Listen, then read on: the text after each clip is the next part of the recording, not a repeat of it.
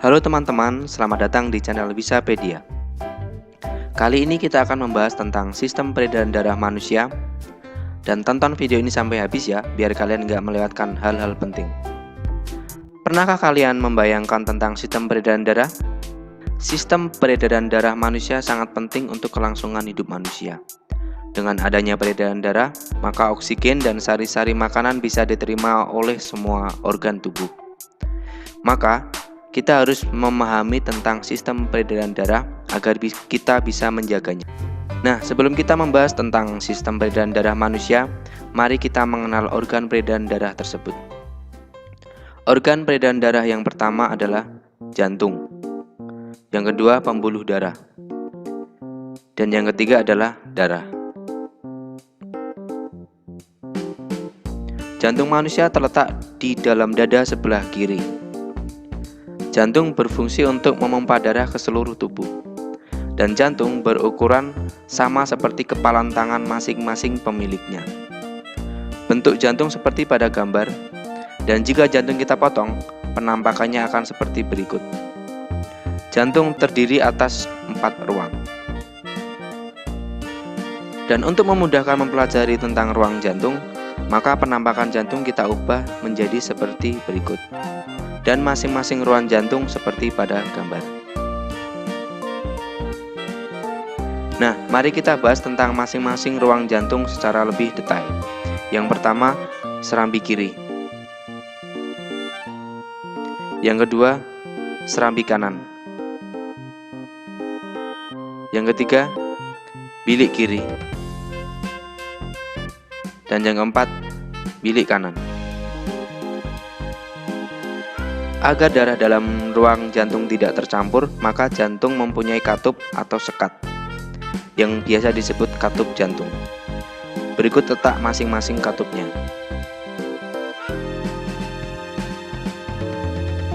Selanjutnya, mari kita bahas tentang cara kerja jantung.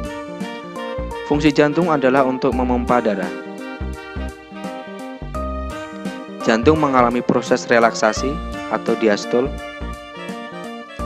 di mana otot jantung mengendur sehingga jantung seperti mengembang dan letak darah masih di serambi seperti pada gambar. Lalu kontraksi atau sistol, di mana otot jantung menegang sehingga jantung menguncup dan letak darah masih di bilik seperti pada gambar.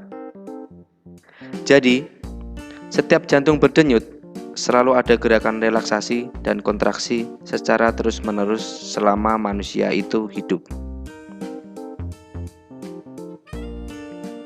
Selain jantung, ada organ yang tak kalah penting, yaitu paru-paru. Bentuk dan letaknya seperti pada gambar.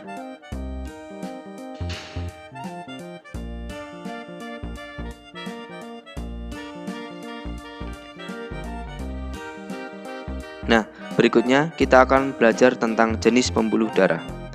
Pembuluh yang pertama adalah pembuluh arteri atau pembuluh nadi, yaitu pembuluh darah yang membawa darah keluar dari jantung, biasanya berwarna merah. Gambarnya sebagai berikut.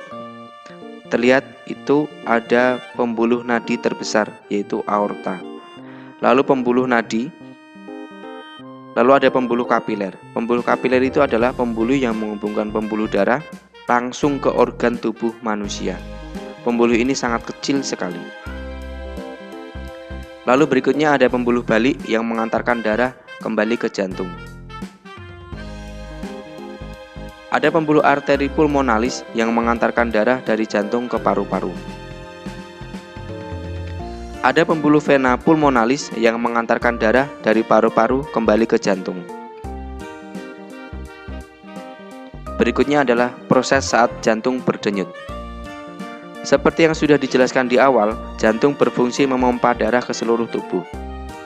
Maka beginilah cara kerjanya.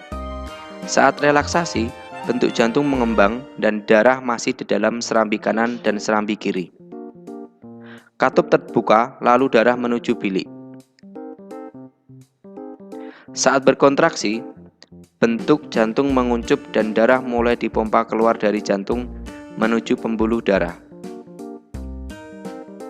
ke paru-paru dan ke seluruh tubuh. Lalu kembali ke jantung lagi. Proses tersebut secara terus-menerus terjadi setiap jantung berdenyut. Proses peredaran darah.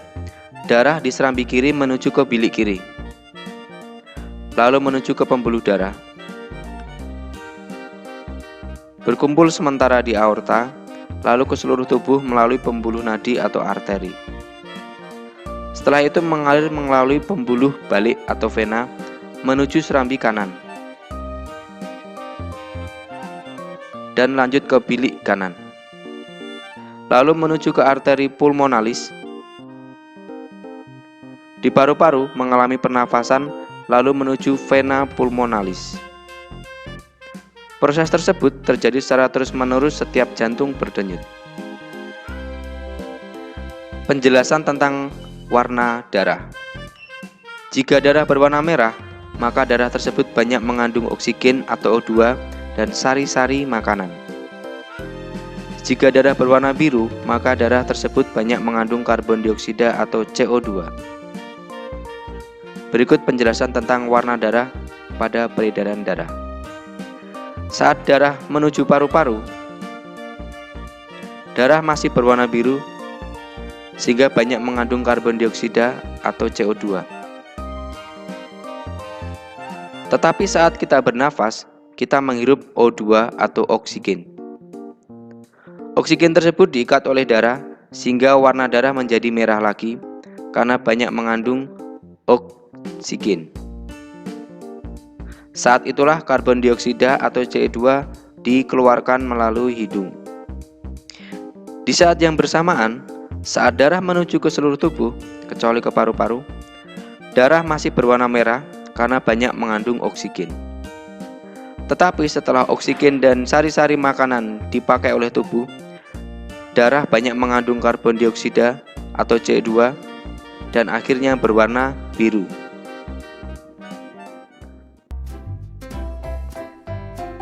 Nah, sekarang kalian sudah paham kan tentang sistem peredaran darah manusia? Jika video ini bermanfaat, jangan lupa like, subscribe, dan komen ya.